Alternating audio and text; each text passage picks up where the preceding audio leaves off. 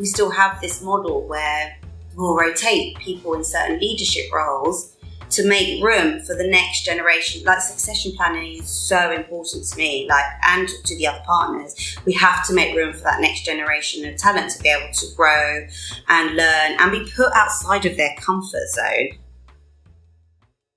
Hi, I'm Belden Menkus. Welcome to the Purposeful Strategist,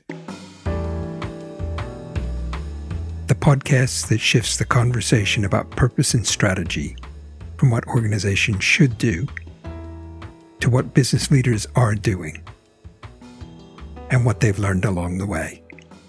My guest today is Natasha Frangos, managing partner at HaysMac, a leading UK accountancy and advisory firm. Tash took on the role in 2022, becoming the first woman to lead the firm in its 100-plus year history. Under her leadership, HaysMac has undergone a bold transformation, rebranding the firm, sharpening its sector focus, and setting an ambitious growth strategy. Tash has also been widely recognized for making inclusion a central part of her agenda, championing initiatives to build a more diverse and equitable profession. Tash, welcome to the Purposeful Strategist. Thank you for having me. Looking forward to the conversation. I wonder if you could start us off just by sharing a bit about HaysMac and also your career there. Yep, absolutely. So HaysMac is an audit, tax and advisory firm. We have enjoyed fantastic organic growth. So we've grown 80+% over the last few years. We're about 600 people, 40 partners, and we're split across our London and our Cape Town office.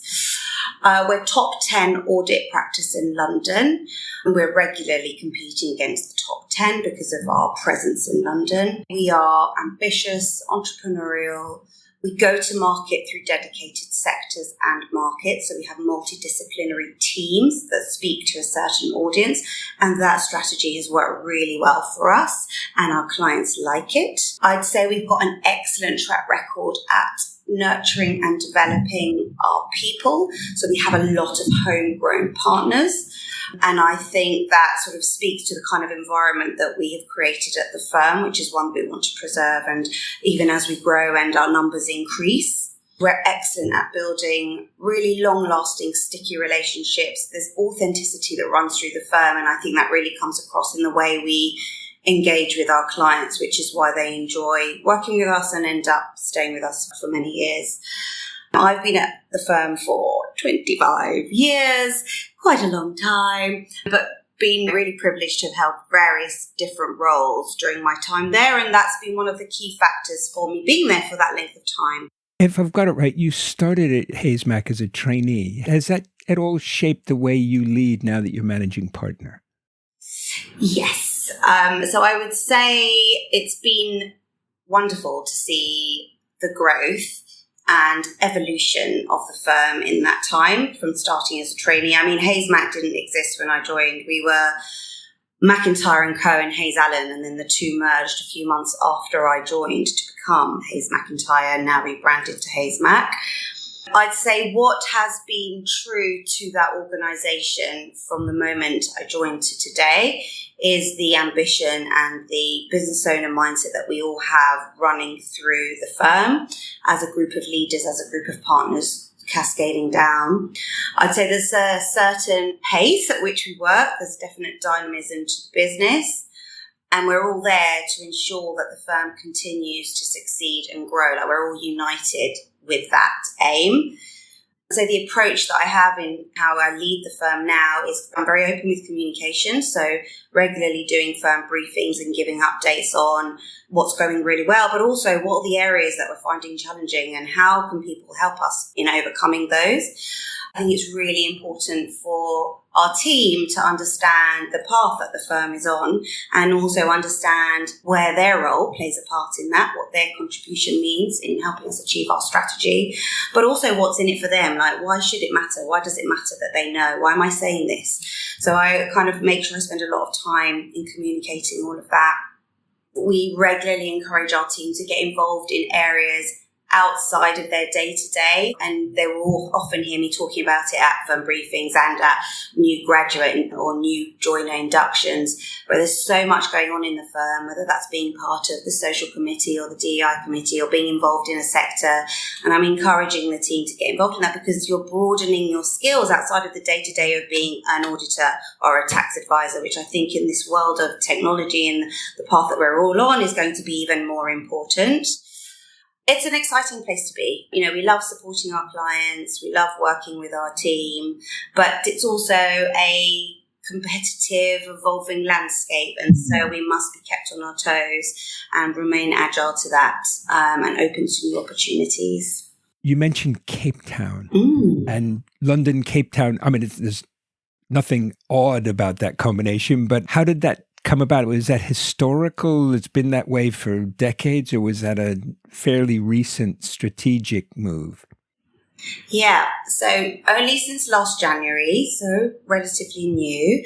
And we are 35 people there now, pushing 40 actually, and hope to be 70 by the end of this financial year we're in. So March 26 will be the end of the next financial year. And the way that came about was we were working with third parties in South Africa, not just in Cape Town, but on some resource requirements, as a lot of firms, our peers, were doing, especially around 3 years ago when the talent in the UK was so tight. And so a lot of us were exploring these third-party relationships. And one of our now partners who co-heads financial services, and actually, Belden, this will give you a flavour of the way we operate as a firm. So she is now a partner, co-heads financial services, and she is South African. And she came to me a couple of years ago and said, "Do you know what? We are a great training firm. Why don't we just set up our own office, and then we can hire our own trainees. We can train them in the way that we train our London team. And then the experience that our clients are going to be receiving is just going to be much more authentic and joined up with working as a cohort across the two." And so that's what we did. And so, it started with that conversation. We've got the buy-in of the partnership, and we have successfully launched that office. And what's been fantastic is that it started out of one department in audit, which is really where the market was so tight on talent a few years ago. It is not the same now, but what has happened is the success of that office and the quality of the talent has been so great that lots of other teams have been engaging with the Cape Town office. And now we've got people in tax and people in finance, people in, because everybody wanted to engage with it. And so for me, that's also a factor of the buy-in of the firm, because we could easily have had this situation of, well, I'm worried and there were some concerns. I had to be very careful in our communications on, we are not taking jobs away from here to replace them over there. That was not what we were doing. It is another pool of talent for us to look in what is quite a competitive environment. That's exactly how we've positioned it, and we're growing our UK headcount and we're growing our South African headcount. So since you became the managing partner, you've led really a pretty significant rebrand and a strategic reset. What prompted that, and what were you aiming for? Well, it hadn't been done for 20 years to start with, so we had not revisited our brand for that length of time. But also, what we were putting out there, the language we were using, to the imagery, to the colours, was not reflective of the modern, forward-thinking, innovative business that we are when you actually meet our people in person. The experience was not the same. And so that's how the conversation started. And it was at a partner seminar. I said, look, I think how we are showing up in the market is not reflected. It's not doing us enough justice. And one of the things that I set out to do when I took on the managing partner role was to elevate where the firm sits in the market. It felt like we were underselling ourselves for the quality of clients that we act for, the size, all of our creds. So it was also part of that. It was part of elevating where we sit in the market and to be more reflective of what we're actually like when you meet our people. So how did you engage the wider firm in shaping that strategy? And were there any tensions, sort of the predictable tensions between continuity and reinvention? So I guess there's a couple of things. So if I do strategy first, so when I took on the managing partner role, it took a moment to have a think about the direction, where the firm was, where I thought it could get to. And obviously that was with some collaborative work with my management team and also my leadership board. And we had a couple of sessions to talk about this, really set out what do our ambitions look like. And we then presented that to the partners in the summer, my first seminar in 2022. I think what was important is that people understood why we were making the change. Some of it was just building blocks on the path that we'd already started under the former managing partner's term. So just building on that. But we were and are aiming high. And I think that comes with making difficult decisions as well as being open to opportunity and trying different things. And they might not always work out, but that's the other thing I always encourage our team is just give it a go. And if it doesn't work, it's okay. We'll just try something different, because often just by giving it a go, it leads to some growth or something new So that was how we initially started in terms of setting the strategy, getting the buy-in of the partner group. We're interviewing lots of partners to come in from other firms, for example. And it's lovely to hear that they say, even when you're not in the room, Tash, people are all on the same page, And then in terms of the rebrand, I guess that was kind of an outcome of like this strategy reset. Like, let's then think about how we show up in the market and what needs to evolve. That was a really collaborative effort. So our agency were amazing. We held workshops through from associates all the way to partners on what do you like, what don't you like, and actually what was really strong and we didn't change were our values. And I actually was ready to come up with a new set of values, but when they were doing the feedback sessions, everyone was like, we love the values and we buy into them. I was like, okay, well, let's leave those untouched. Brilliant. And we just changed everything else. So that workshop effort really ensured that we had lots of collaboration because it's an exciting project. Everyone wants to be a part of that. We also use data to inform certain decisions. Like, everyone's got a favorite color. So in terms of like color scheme, for example, that was fully data led. What is not being done by our peers? What is going to make us stand out in the crowd? And so really that's how we got the buy-in. We had firm-wide focus groups. We had a branding committee. We did a really great launch internally before we took it externally. We had lots of merchandise. There was just so much engagement with it, which ultimately led to it landing very successfully, both internally and externally. We used the client survey as well to get feedback from our clients on what they thought of our brand. And that also then informed some of the decisions that we made. If I had to answer the question, sort of HaysMac, they're the accountancy and advisory firm that ... How would you describe that? What's the short? They're the one that. So we are the one that are really well known in hospitality, financial services, or you might be someone in property. So we are excellent at creating multidisciplinary teams that speak to a certain industry. And we're really clear on that. So we are not there for all. We are really focused on finding the clients that we know we can serve best through our sectors and our market teams. So we are the firm that pays a lot of attention in training our teams to be able to speak to dedicated sectors. And we are the firm that will support our clients across a range of services. And that's because we are genuinely interested in their development and growth. And we create those long-lasting relationships where they talk to us about what's happening in their business. So we're typically selling a handful of different services to them across their life cycle. And I'd say the other one is HaysMac is the firm that has an excellent track record of developing its top talent. So many of our partners today are people that started with us as trainees. Those are the elements that stand us apart from the crowd. Yeah. And what does long-term success look like? And how do you balance the near-term and the long-term?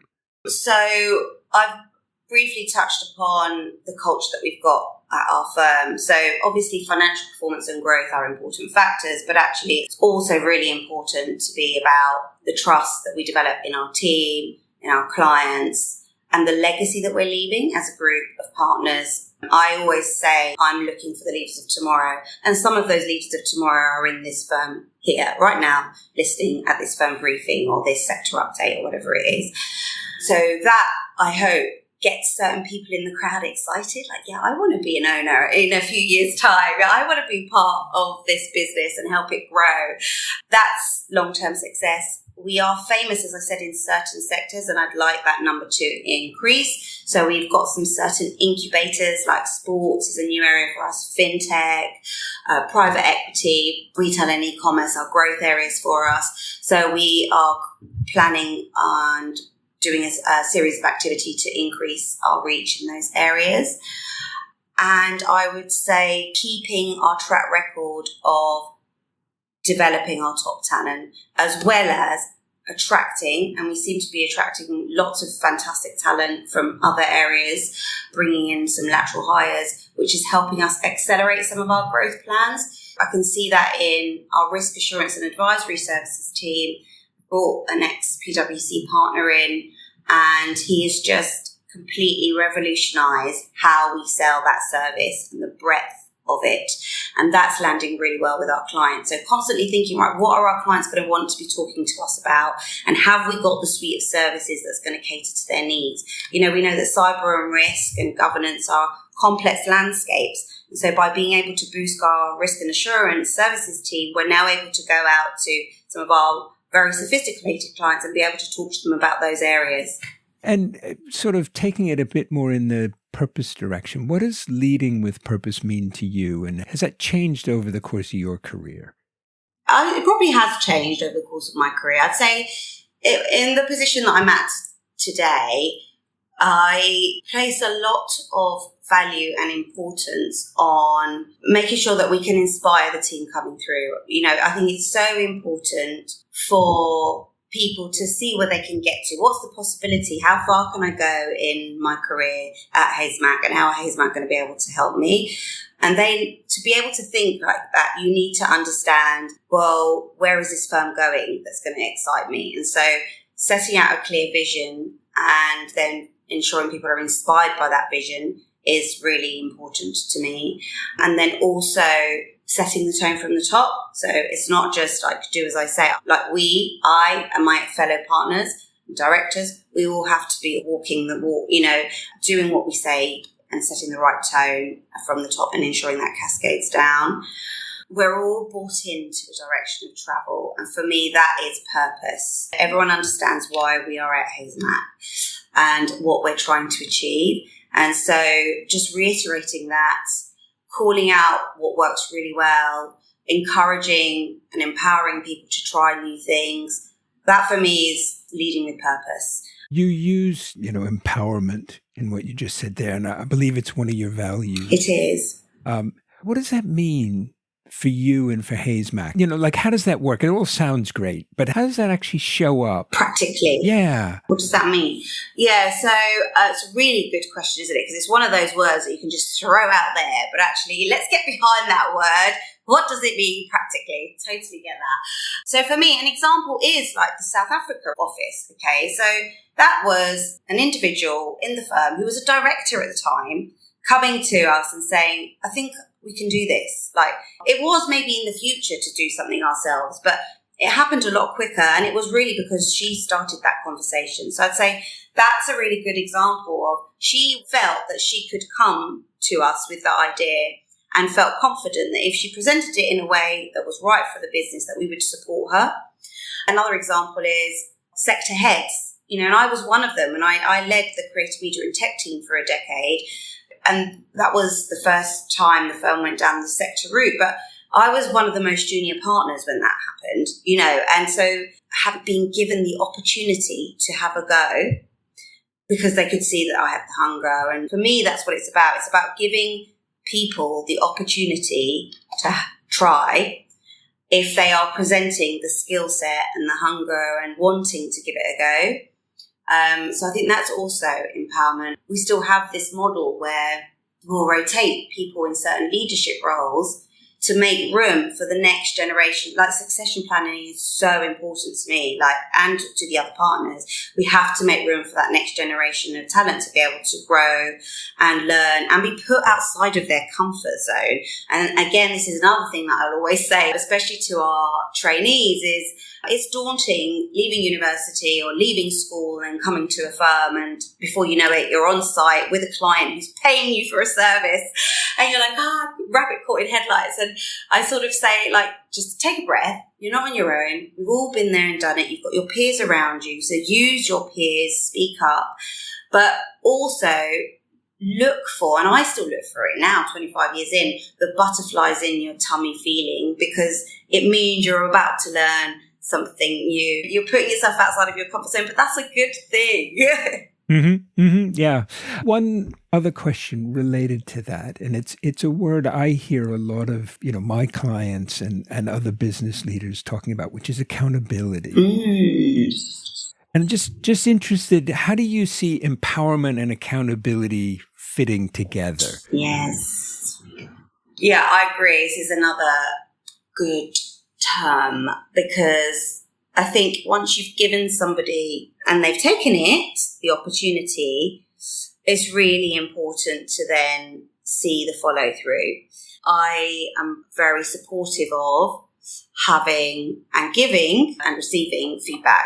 And we slightly changed the process this year. So previously, partners would set objectives almost in a silo in a way. We'd discuss them and agree them.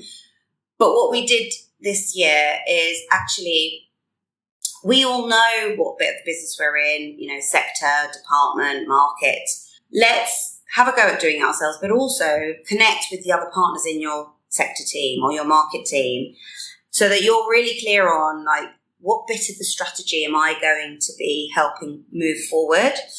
And they're also brought into the bit of the strategy that you're going to move forward. And then they can also support you where they can, working hard to increase the collaboration going on across the business. And that is quite difficult to do in partnerships. And we're not alone in this. This is just professional practice where, a partner will have a portfolio of clients and they look after that portfolio. But actually, the ethos that we're taking is just think what experience that client could have if you went to that next meeting with, say, so-and-so from the VAT team and just had a conversation about a complex fact matter that they might be having, or just talk through, I don't know, future tax planning, just take a tax partner with you. So we've been encouraging much more of that. And I think the way we set the objectives is all with that in mind.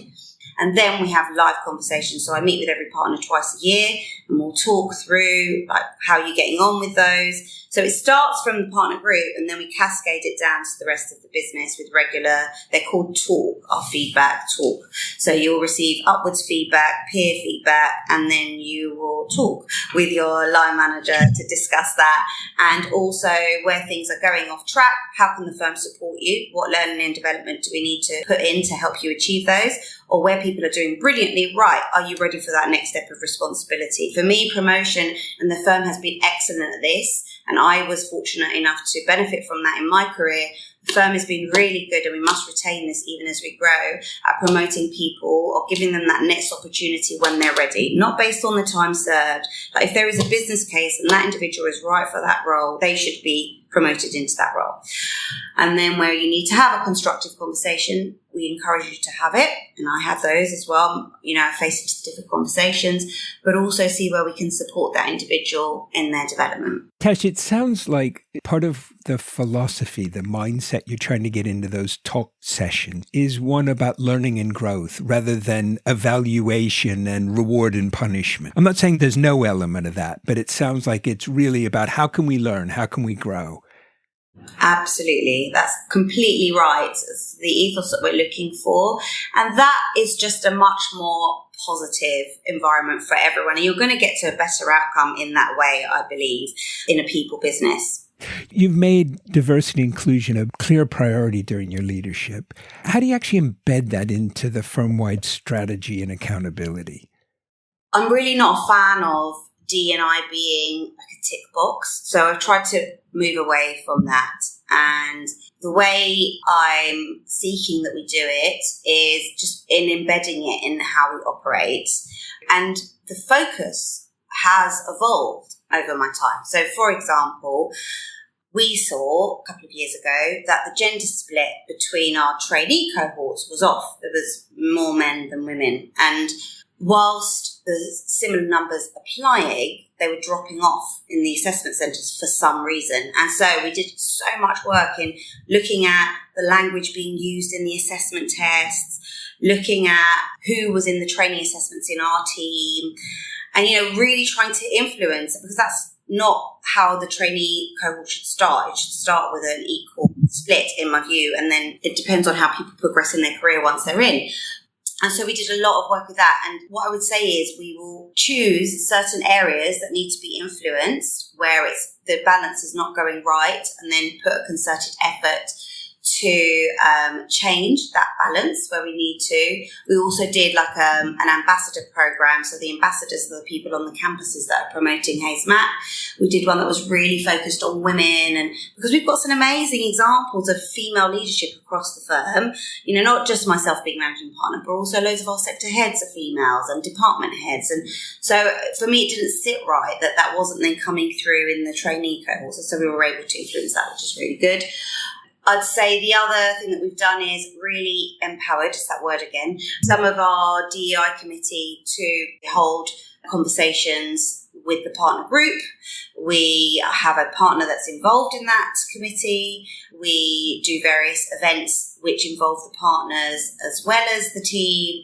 And so I'd say buy-in at the top is also really important and encouraging that. And then we're just constantly revisiting our policies. So we've enhanced maternity policies, menopause policy, just lots of different things, volunteering days, and our gender pay gap is now negative. That came out in our latest reports, minus 0.7. So we've just done lots of work on that. We're working on our ethnicity pay gap reporting now. So our work is never done on this topic, Belden. And I would say the way we try to shift the dial is by picking certain areas that we feel that we can influence, which is also aligned to the firm's strategy and ambition, and then really putting a lot of effort in there. We just worked with an external consultancy firm on our DEI visioning statement. They did a workshop with over 100 people across the business. So we sought loads of feedback, and now we're going to be implementing some of those recommendations. So yeah, it's an ongoing piece, and the way we've done it is by not having it to the side. It is fully embedded into the day-to-day running of the firm. The other thing that strikes me, Tash, about it is, perhaps not surprisingly, it's a very kind of data-led or certainly data-informed, fact-based, and kind of incremental improvement. It doesn't sound like it's sort of, we've got this big program we're going to do. It's, okay, this is where we're trying to get to. What's the data telling us? And I like the way you talked about focusing on the stuff you can actually make a difference on. Yeah, exactly. It's such a big topic, isn't it? It makes it more approachable and more manageable, to actually make a difference that can be seen. I don't hear enough people talking about manageable. Particularly around issues like this, there's often such a focus on leadership, which is important. And then people don't talk about, but how are we going to manage it? What are we actually going to do that's going to shift things? Sorry, it's just great to hear. Yeah, it's good. Thank you. So any advice you might give to leaders in other organizations who were trying to create a more equitable and inclusive workplace? I would say listen to the team. We do a staff survey. We did one a couple of years ago, and we're going to do another one end of this year. And it's so helpful to hear what the people are saying. And it's anonymous, so people can speak up. So seek feedback. And then it's really important that people feel heard once you've got the feedback. So when we did our survey a couple of years ago, we spent a lot of time sharing back the results with the team. And also I did a session on it at the partners seminar, really pulling out the areas that we need to be improving on, but also the areas that we're doing well. Great, but what do we need to change? And then we did another firm briefing where we said, right, these are your key concerns, and this is what we're going to do to address those sort of things. So it's all very well asking for feedback, but you've got to be listened to and acted upon. So that's really important, I would say. And the other thing that's been really helpful is creating forums where people feel comfortable in speaking up. So whether that is being run by someone in the people team or somebody more junior in the department that's just really passionate about this topic, but just creating these different forums where people can share their views and speak up. I'd say that's also a really good way of engaging with this topic of DEI. The biggest recommendation I would make is engage with your business on this. Because, everyone's got a view, and what matters the most is what your people are saying about it, ultimately, isn't it? And then thinking about how you can make a difference there. How do you balance that personal sort of being there and being part of it with, with all the other things you have to do, but also with letting other people in the organization take a lead on some of it? All of the DEI activity that we do, the team come up with the ideas. I will go to the events. I will speak on the panels. I will be where they want me to be. They will talk through ideas with me, and they know that they have our full support and my full support. I will help them promote the activity that they're running, again, at the various forums where I'm speaking, and I will show up at the right events. They are encouraged to go off and implement and roll it out. And the program of activity that we do, I can't take any of the credit for it. That is the team. They're amazing. Yeah. And if you were advising your younger self, just starting out, what would you say about building a purposeful career? Is there any magic to it, or is it all sort of common sense and doing the right thing? I think it's more than common sense. I think determination's a really good trait, and take a risk, try new things and be open and meet people. Honestly, I've met so many amazing people through my clients, through my team, just networking, and keep in touch with them, because so much comes out of that. And, we haven't really spoken about technology today, but obviously that's one of the key topics for us and our strategy, and how is AI going to evolve what we do as a firm and how we deliver our service. And so therefore relationships and people, being able to nurture those relationships, that's going to have an even more important emphasis on being a successful and valued advisor. And so I would say, as someone that's starting out in their career, yes, do the exams and pass those, of course, that's the basics. But outside of that, spend your time speaking to people and learning from them. You mentioned AI. If you don't mind, why don't we just take a second on that? How's HaysMac thinking about it? How are you deciding what you're going to do with it? The approach we've taken is, we know that our aim is to become an efficient organisation, so that delivering an efficient service to our clients where they are paying for value. And that's where technology can help. So that's like the big headline. What we have found to be really effective so far is pockets of innovation happening from people who are genuinely passionate about AI and tech. So we have found some of those people, there's one in private client, there's one in audit, there's a few in audit actually, and they're just exploring the market for new solutions. They all go through our information security team, of course. There's loads that get rejected because there's people coming out with new ideas all the time. 60% of our firm's income is audit, so it's a significant area, but we partnered with Inflow, and one of the early adopters of their full audit platform, and that has got AI within it and in how it ingests and analyzes data. And we have found those types of partnerships with software providers work really well for us. We're not a big four that's going to develop our own technology with our massive tech team. We don't have those resources, but what we do have are people who are passionate about this topic and about the firm. And we're very good at creating relationships with partners who are going to help us achieve. And so that's the approach that we're taking. And then what we're doing now is creating this AI hub that will be overseen by our head of IT. So some of those pockets that are happening can then be joined up, because there were things that are happening in one area and I'm like, but so-and-so can benefit over here from that solution. So let's just join this up a bit. And so that's what we're in the process of doing now.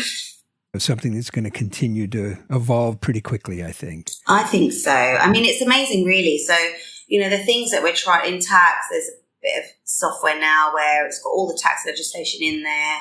And so you can, if you're doing an advisory letter to a client, you just say, this is what I'm writing to a client about. Can you give me the latest tax legislation on this so I can advise on the restructure? And it just immediately brings it up for you, which is just going to make the way we deliver our service just much more efficient. But you still need to be able to deliver that piece of advice in a way that the client understands. And that's the bit that a client will be paying for in the future.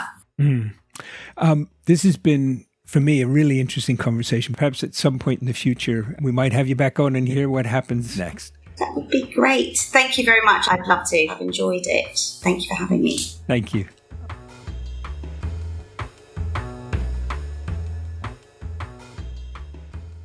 Thank you for joining us for this episode of The Purposeful Strategist. In addition to being available on our website, you can find us on Apple Podcasts, Spotify, and Google Podcasts. If you enjoyed this episode, please do follow us and leave us a 5-star review. It helps others find the podcast. Thanks again, and join us soon for the next episode of The Purposeful Strategist.